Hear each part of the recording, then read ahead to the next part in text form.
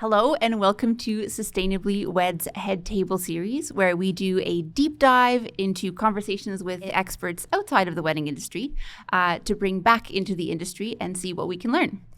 So today we're going to be talking about green wedding businesses. Businesses around the world are starting to, some more than others, make big and small changes in their day-to-day operations to reduce waste, minimize their footprint, and make a positive impact within their community. And while this change is happening pretty quickly in some industries, the wedding industry has been pretty slow to adopt those changes. And it's actually a $5 billion industry in Canada, so we're a big one. So in this episode, we're going to talk about what kinds of changes businesses, especially small and mid-sized ones, can make, why making change is important, and what impact even really tiny home-based businesses can make. Before we dive into that, though, I want to acknowledge that we're on the traditional and unceded territory of the Lekwungen people, the Tsonkees and Esquimalt First Nations, whose historical relationship with the land continues to this day. I also want to say that we're super happy to be here at the Parkside Hotel, and I'm going to read this because they have so many certifications that I cannot keep it straight. They are Climate Positive Biosphere Certified Hotel, who are members of the Beyond Green Network, are Green Key Certified, and are part of BC Green Business. And that last bit is my perfect segue into my expert guest today, Jarret. Jarret works for Synergy Foundation as a program manager for BC Green Business. And that program certifies member businesses based on their actions in reducing single-use plastics, water consumption, energy use, waste, carbon emissions, everything. He has a BA in Economics and Environmental Studies from UVic. And I stole this from his LinkedIn, but I really liked it. He doesn't know this part. But he says he's passionate about finding the sweet spot between environmental sustainability and economic efficiency, which is just a perfect topic for what we're going to be talking about today. So good writing on your LinkedIn profile. Thank you very much. I also have with me today Natasha, who's an owner and lead planner at Clearwater Events, which is a full-service, eco-friendly event planning company based in Vancouver. If you've watched any of our other episodes, you might recognize her face, as well as from last season. She's also a co-founder of The Good Green, which is an online community and resource hub that helps businesses, particularly in the event industry, with resources and training to help create better events. Thank you both for being here today. Thanks for having me. Let's dive into our topic on green wedding businesses. Intro. I did it.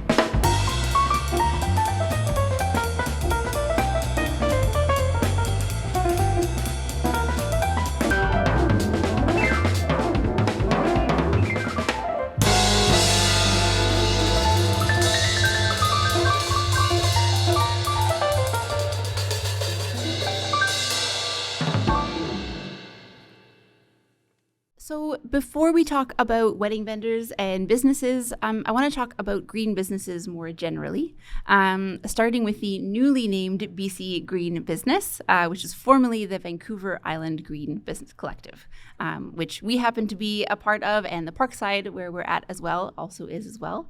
So I wonder, Jarret, if you can start off by telling us what is BC Green Business and what do you do? Yeah, so BC Green Business, I guess, if we're talking about the businesses, it's a collection of businesses that are working to enhance their sustainability initiatives. And then the team, we essentially work one-on-one with these businesses to find ways that we can reduce their environmental impact and then also increase their social impact. Ultimately, I guess in the end, we end up certifying the businesses based on how many actions they complete. And that's more or less BC Green Business. Awesome. Is it mostly kind of smaller, mid-sized businesses or larger businesses or kind of a mix? It's a mix, but I would say mostly small to medium-sized businesses. That was our kind of target demographic when the program was started. We kind of noticed a gap there, and that they were largely underserved. The small to medium-sized businesses, like a larger business, they can hire their own sustainability team. They can kind of take care of that for them. Whereas maybe your average, say, a restaurant owner, they want to do better, but they don't maybe have the same resources that the larger company might. So that's where we come in.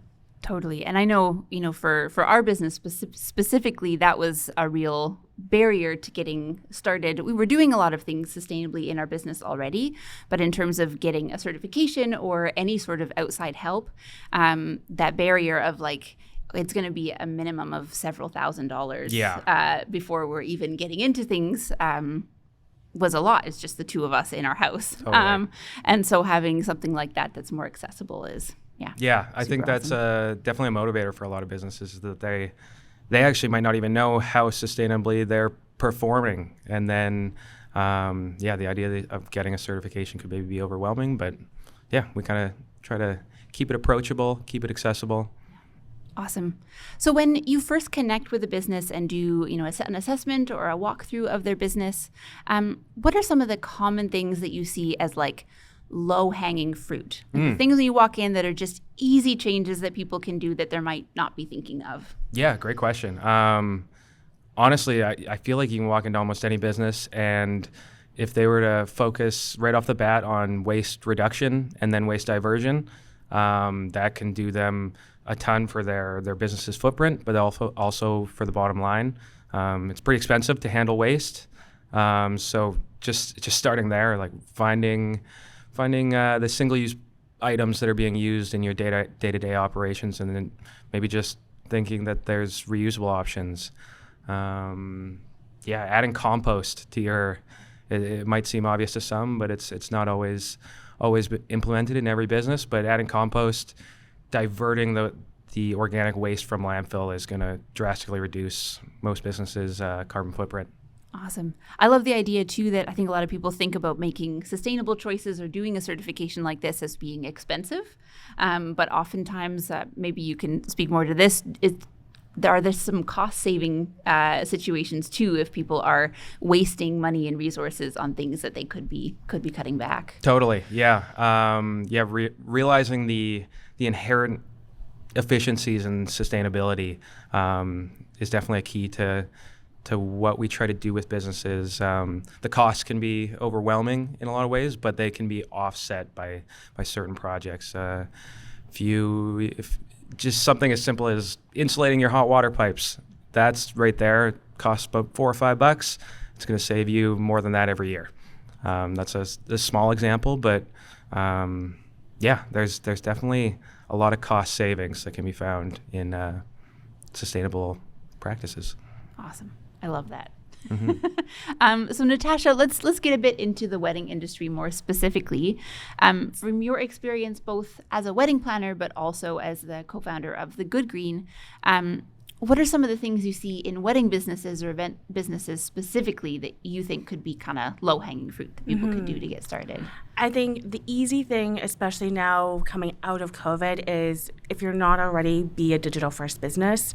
So use a CRM system, do all your contracts digitally. Please don't send over paper contracts and snail mail them back. I hope that we're past those days. And then if you are doing meetings, try doing online meetings first. And then if you do need to do on-site, think about the way that you're commuting to those locations, whether that's by car, carpool, whatever mechanism that is. So those are the two easy ones, I would say, that give you the biggest bang for your buck. Awesome. I love, too, there that it's also less expensive.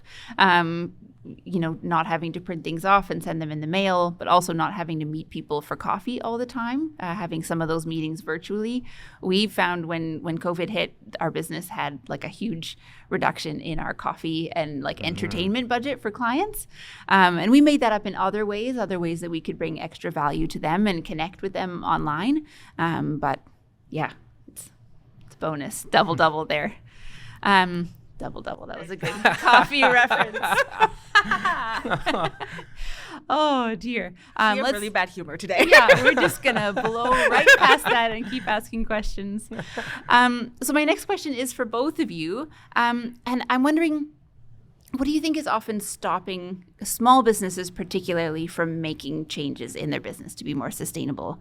Is it a lack of resources, information, time, support, a little bit of everything? Maybe we'll start with Jarret. Yeah, honestly, I think you kind of nailed three. It's a mix of the three.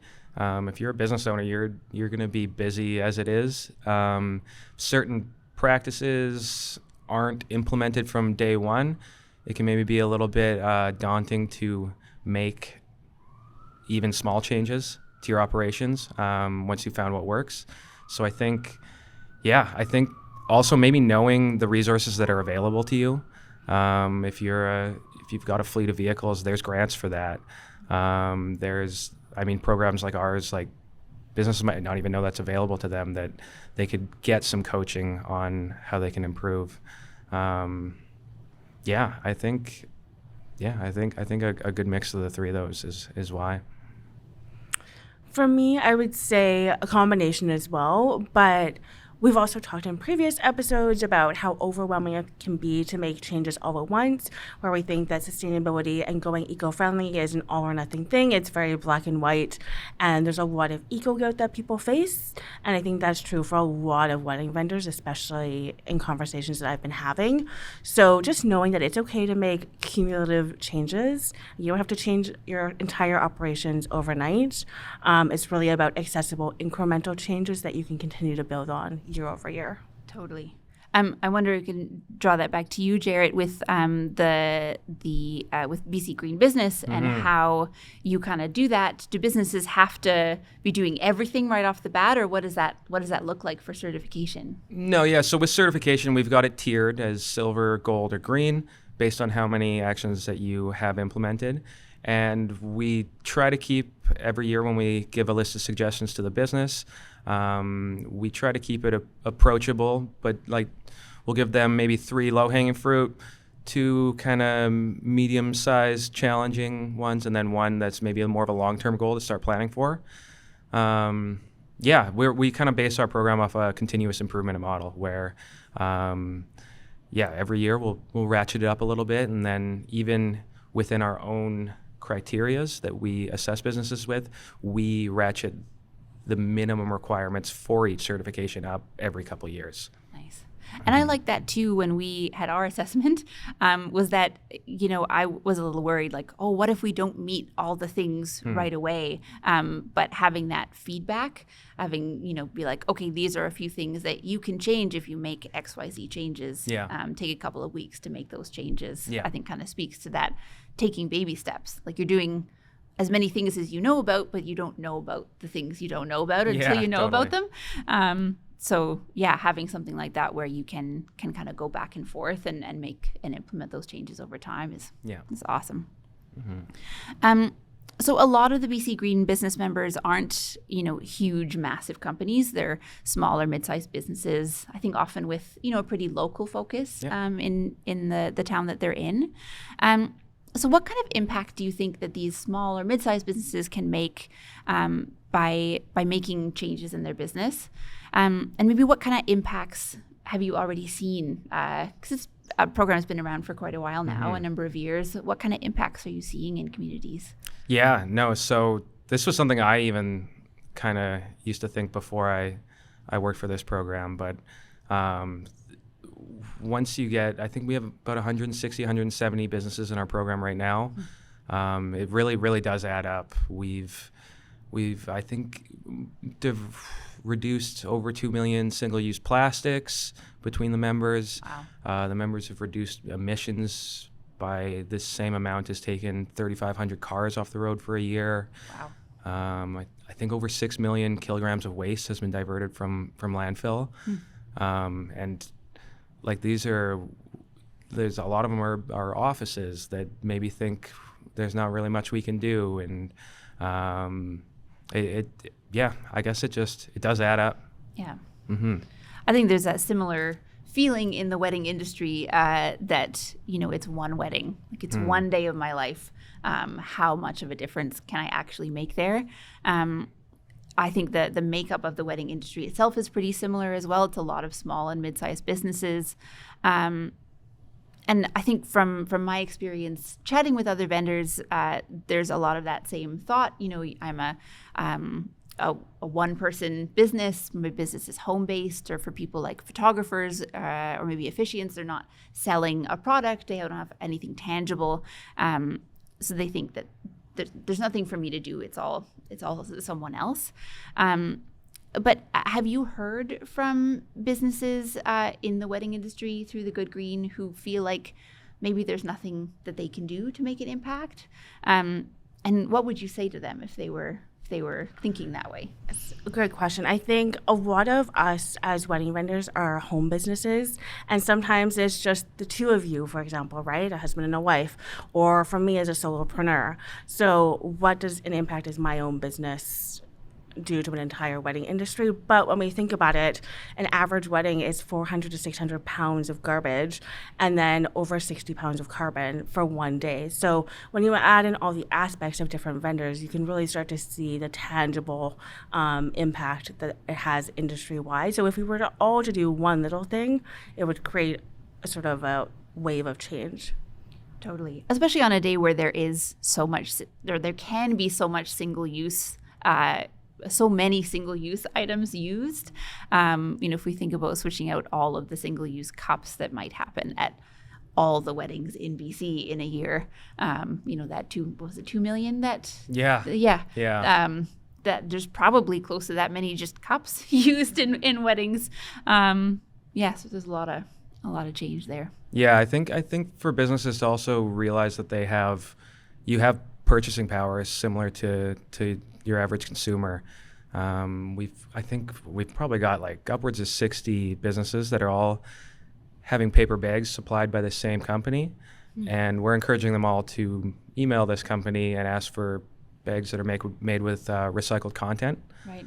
And maybe 1 or 2 emails can get ignored, but you send 60 emails, it becomes a little harder to ignore at that point. Totally. And we talked about that a lot in the series for couples as well, is, if they're not finding the things that they're wanting from their vendors, is to ask them questions. Because a lot of that, it's up to businesses to make change, but if clients don't want that change, there's not a huge incentive other than your own kind of moral compass to make that change as a business. But if all of your clients are suddenly asking for reusable items, or that you offset the carbon of your travel for your business, then it makes sense to do it, because financially those clients are going to work with you if that's what they're looking for and you don't offer that. Exactly. I think I saw a recent stat too where 66% of millennials are willing to invest more in a more sustainable product or service. So clearly the demand is out there. It's really just now businesses taking that step to make change. Totally. So you both run or are involved in kind of communities or directories or certifications for businesses. BC Green Business, the Good Green. I know you don't have to be a certified member of communities like this to have an impact as a business. But what do you think the benefit is of being a part of a community like that, or being certified for a business? Yeah, no, totally. One of the best things that I like about this job, honestly, is getting to kind of facilitate matchmaking. We've seen a lot of businesses, they team up through us and then end up swapping either services or ideas. And it just it creates the ecosystem of sustainability, sustainable-minded businesses anyways. And I think that's one of the big benefits, honestly, is that you gain access to this network of like-minded businesses. It's kind of just about finding people's motivators. Like, some people want the certification for marketing purposes, and that's totally fair. That's fine. Some people simply just want to do a little bit better, and then some people are looking to gain access to maybe something a little larger. Nice, great use of matchmaking in a wedding. Oh yeah, nice. It's all about the puns today. Top notch. What do you think from the Good Green perspective? What have you seen kind of been building that community, the value is for people who are involved? I think community is a big thing, knowing that you're connecting with other like-minded professionals that are values and mission and purpose aligned with you.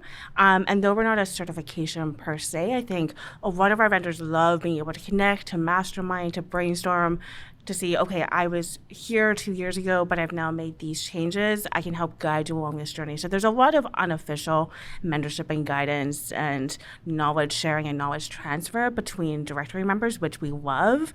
And even just being able to connect for like a happy hour once a month is awesome, because you can say, oh, these vendors are also going through the same thing. Let's just talk it out. Totally. There's no need to reinvent the wheel every time. And that's where something like the certification is nice, because you're not starting from scratch, figuring it all out on your own. Same with just like chatting. You can just chat with other people. Generally, my experience has been, if someone is going through these steps, they're pretty passionate about what they're doing. And if passionate people like to talk about the things that they're passionate about, hence this series that we're doing. Yeah, I think having access to other people who are like-minded is, it's huge. So what do you think some of the big kind of takeaways or lessons are that you've learned from working with businesses to help them meet their goals? And maybe I'll ask if there are any particular initiatives or projects that have kind of been a surprise or something that you haven't expected to see. Yeah, cool. It's one of the biggest takeaways is that businesses are willing to make change. You just kind of got to provide a clear path to do it. Here's the resources. Here's maybe what it's going to take to do it, and they're willing to make change for sure. As far as unique stories, I guess something unique that came up in the last little bit is one of the venues we work with actually provides low carbon menus to for whoever's coming to host an event there. So instead of maybe your beef, pork, chicken options, you're going to have a chicken, fish, veggie. Nice. I thought that was pretty unique. Seeing some of the businesses that we work with maybe not realize exactly what they had. We worked with a refillery that started off as just a refillery for the people in the community to come purchase soap that's waste-free, purchase beans that's waste-free and stuff like that. But they soon realized that if they had something to offer the resorts in their area, so they actually started working with the resorts to establish refillery programs for them. So all of a sudden, all of their single-use shampoos, lotions, hand soaps that you see every time you go to a hotel, that's all coming waste-free now.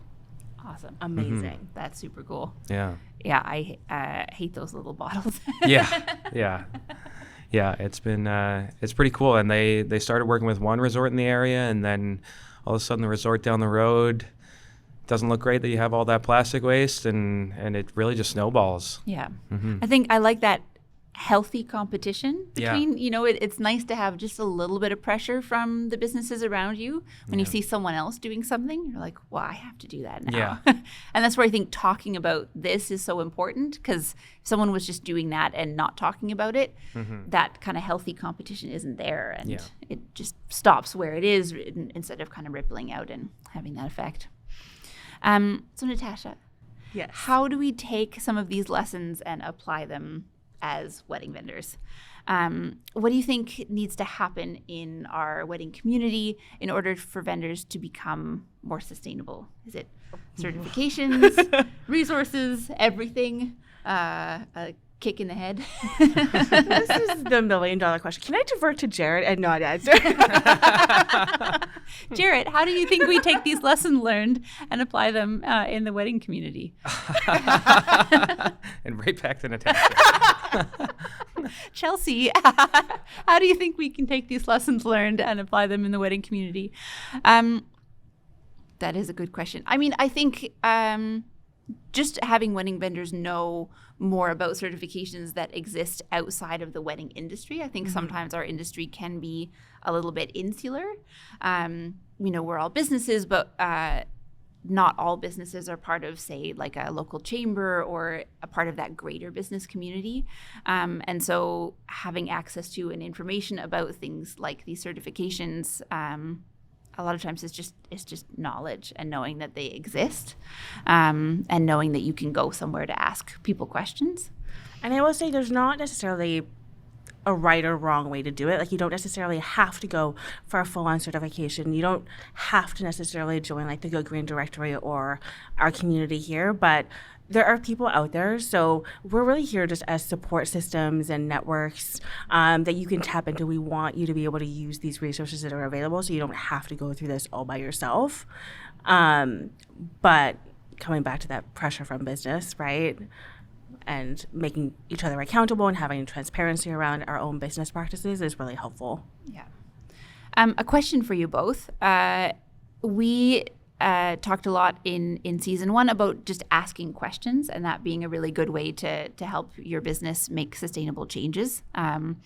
If someone just wasn't maybe ready for certification or wasn't ready to join your community, could they just reach out an email to ask a question or to get some information? Totally. Yeah. No, almost weekly I talk to people and kind of give them a few tips anyways. And we actually make the checklists that we use to assess businesses, they're on our website for free. Any business can go download them. We want people using them as much as possible. And if they want to join the program, then that's great. But if they're reducing their environmental impact, then that's really what it's all about. Awesome. You too? Can people email you? I was like, I don't remember what the question was. Yes, absolutely. Please email me. If I don't know the answer, I'm happy to connect you with people that do. Yeah. So I have one more question before my last question. Yeah. And I want to ask, what happens if a business finds out that they are accidentally greenwashing? And I think we talk about greenwashing often as this big evil thing that corporations do very purposefully. But I think often that can come accidentally from businesses who think they're doing the right thing. Like they've switched out single-use plastic cups for compostable cups, but they don't know that those cups can't be composted at any local facilities. It's not purposeful greenwashing, but it is still greenwashing. What do you think businesses can and should do when they end up in situations like that and maybe realize that they're doing something that hasn't been the best? How do you think they go about kind of changing that or dealing with that? I think kind of referring back to the last question is honestly, you email people and email us and ask, because it gets confusing, especially when we start talking about bioplastics and stuff like that. Like not everyone's going to be a chemical plastic expert, So it's not a requirement to be in the wedding industry to have a degree in bioplastics. Yeah, exactly. Yeah, so I think just reaching out, asking other people, asking other businesses what's working, like what they're doing. Reach out to organizations like our organizations, and just genuine inquiry is definitely welcomed. Yeah. I will say there's like the different ends of the spectrum that we see in terms of like business response. I think a lot of big corporations then issue this big official press announcement or press release. Oh, we are so sorry that we did this. These are the things that we're going to do. And from my cynic perspective, I think part of that is performative, right? Because you don't necessarily know that they're going to make changes. Like, what are they actually doing after this announcement comes out? So I'm a big believer in transparency, still acknowledging that happened, but then tangibly, what are you doing? So aside from just this one post or this one conversation that you're having, continue to share that journey of how you're like rectifying those things. Totally. I think I would, as a consumer, I would trust a business a lot more if they were like, we made this mistake, not because we didn't look into it. As you say, like we spent quite a bit of time looking up bioplastics, and it's a confusing internet world out there. Endless resources, and also no resources on what that whole situation is. But just to be open and honest and be like, hey, look, we learned this thing. And now that we've learned this thing, we're just making a change. Yeah. Rather than it having to be this big, terrible thing. Like we're all learning. And as more information comes out, we're all going to learn things that we thought were one way and are another. Yeah. And I think along those lines, once you find your answer, share it with people. Because, like you said, it's confusing. So if you find the answer, get it out there. Because if you're confused, probably other people are confused too. Yeah. Okay, my actual last question to both of you is that if you could give one piece of advice to wedding vendors, businesses who are wanting to be more sustainable, what would that be? Just a small question. Yeah, no, I guess like right off the bat, like find out what your baseline is. Really do an assessment of, if you're a wedding vendor, like what am I bringing to every wedding? What am I using? What is the waste I'm generating? Maybe pick one item every wedding and trying to find a way to reduce that waste every time, and just really kind of set approachable, attainable goals for yourself, and it'll add up. Awesome. Same question, Natasha. I think in the sustainability space, we are all, for the generalization here, but I think a lot of us are we're welcoming, we want to help, we want to be supportive, we want to help bring you into the fold so that the sustainability conversation isn't the abnormal, it becomes the norm, and the folks that are using single-use plastics and all these other things are the outliers. And so my recommendation would be connect with your local vendors, see what they're up to, see what their recommendations are for those easy swaps that you can do, and join communities and networks like BC Green Business. The good green. Trying to make sure I get the name right. Amazing. Well, I think if that's a plug for joining up with the BC Green Bean Grist, this is not an ad for either of these organizations. If this seems like it, it's not. But thank you so much, both of you, for coming to chat with me today. Thanks for having me. Thanks for having me. You're going to edit it out to make it sound better, right?